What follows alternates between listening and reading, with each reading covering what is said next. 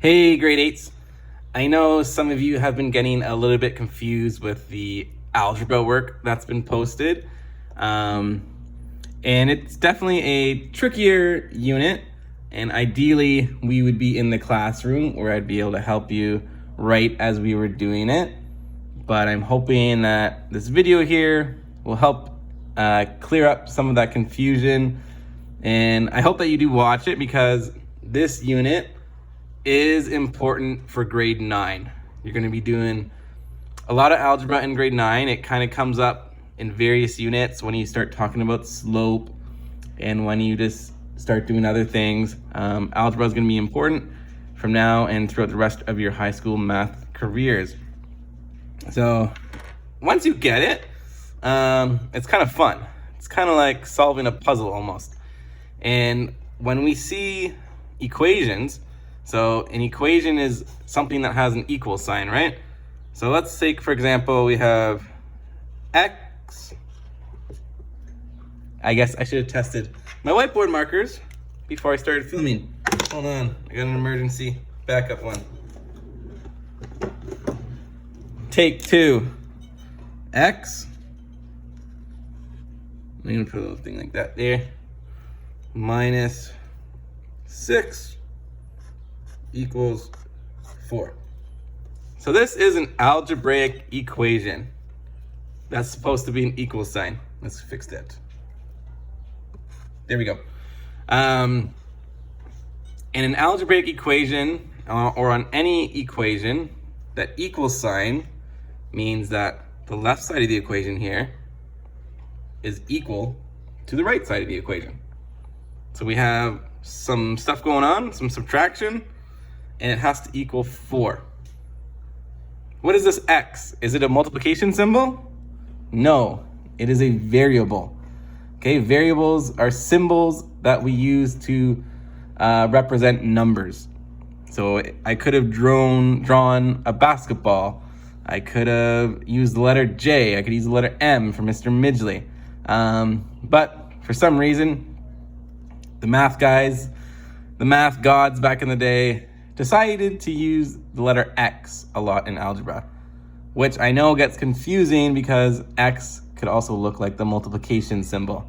That is why I put the little tag there, the little flipperoonie on the X to distinguish it as a variable X and not the multiplication symbol. But we have x minus 6 equals 4. So now I've posted a couple of different strategies for solving algebraic equations. The first one was guess and test. So you basically just take a look at it and you give your best guess and see if it works. So this is fairly simple, I would hope, for grade 8s. So you have 10 minus 6 equals 4. What happens if I try the number 10, which is one of my favorite numbers since my birthday is on the 10th. So I'm gonna go with the 10.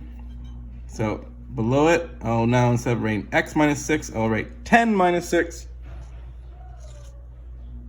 equals 4. And does that make sense? 10 take away 6, is that gonna give me 4? Use your fingers, draw a picture and take away 10. Okay, maybe use the dots. 1, 2, 3, 4, 5, 6, 7, 8, 9, 10. So if I took away 1, 2, 3, 4, 5, 6, then we're left with 1, 2, 3, 4, right? So fairly simple. That is the guess and test strategy that you can use for simple algebraic equations. But since you're in grade 8, almost in grade 9, can you believe it is May 25th today? And you're gonna be expected to do things a little bit more difficult. So it might have 2 steps to it. So let's look at some of the questions I just posted for today's worksheet.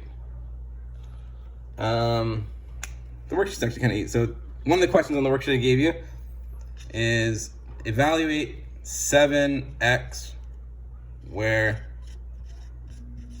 x equals 6.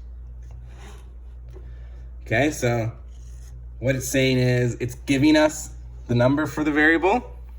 And if you did not know, in algebra, when the variable, which again is x here, is written right beside the number, that means you're going to multiply. If we did 7 plus x,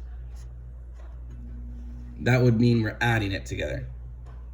So let's do that for these two different equations. We have x equals 6, 7x is going to be the same as 7 times 6. And if you know your multiplication tables, 7 times 6 equals 42.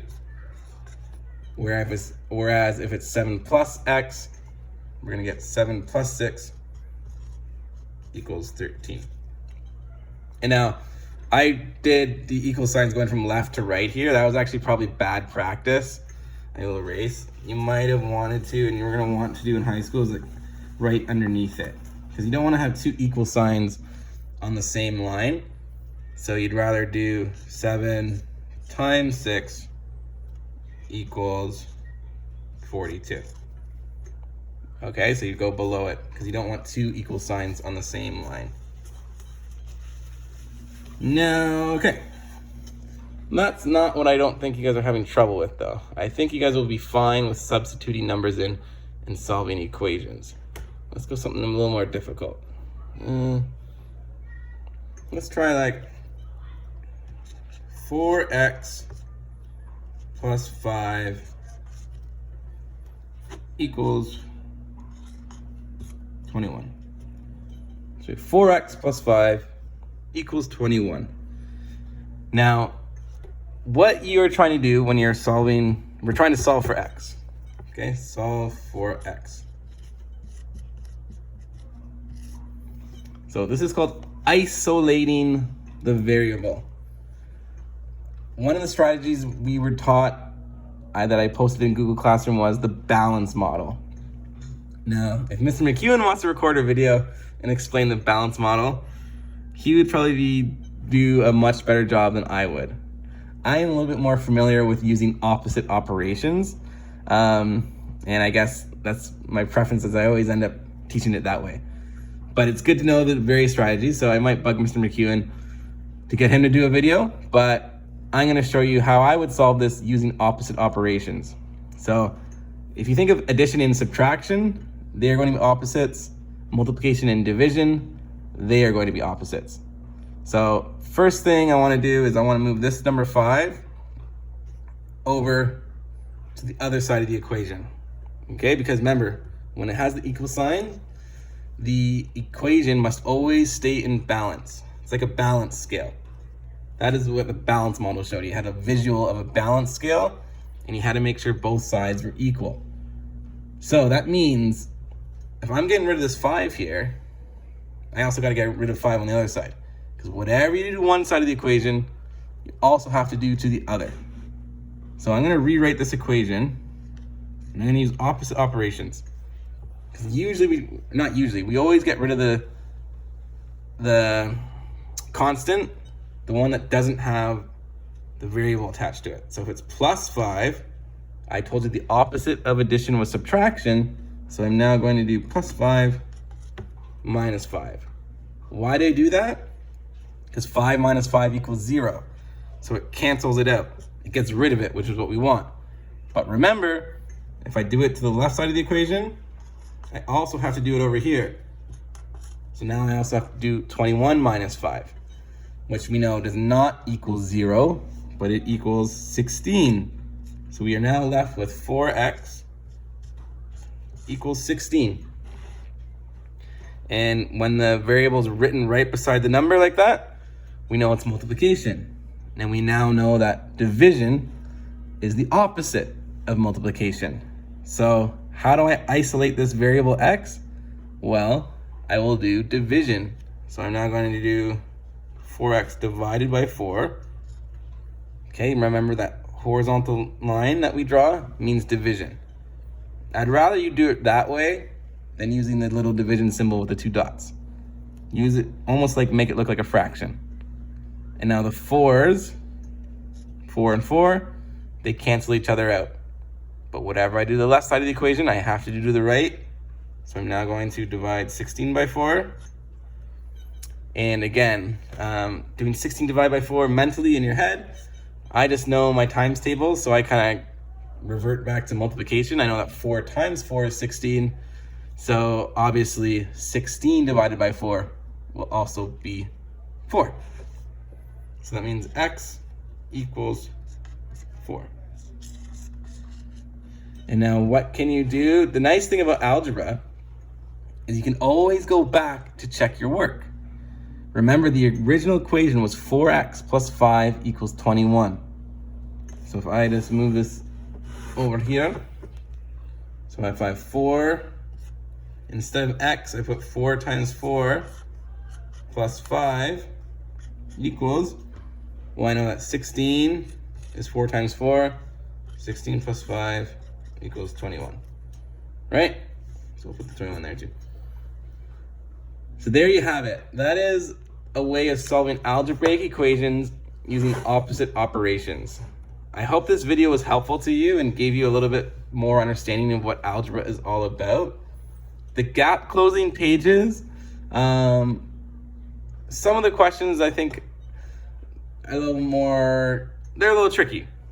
They're a little bit tricky, so if you don't get all of them, that is okay. But please use the private comments in Google Classroom to ask for help. Or if I don't seem to be responding to those, you can send an email to my school account. I know some of you know it. So please do that. Thank you to those of you who are doing the work. It's amazing. I know it's harder when the weather is beautiful outside, but try to get into your routine. Like, try to go to bed at a decent time so you can get up early, get your work done by lunchtime, and then have the afternoon to enjoy the sunshine. Okay? Because that's important too, to stay active, to get outside, to stay mentally healthy. You want to get that fresh air. I really miss you guys. I wish I could have been doing this for you in the classroom, and I wish you all the best. Ask any questions for help anytime, and I will see you again soon. There's a new episode of Don't Stop Retrieving coming tomorrow. I know we've been on a bit of a break, but look for that tomorrow, okay? Take care. Bye, guys and girls.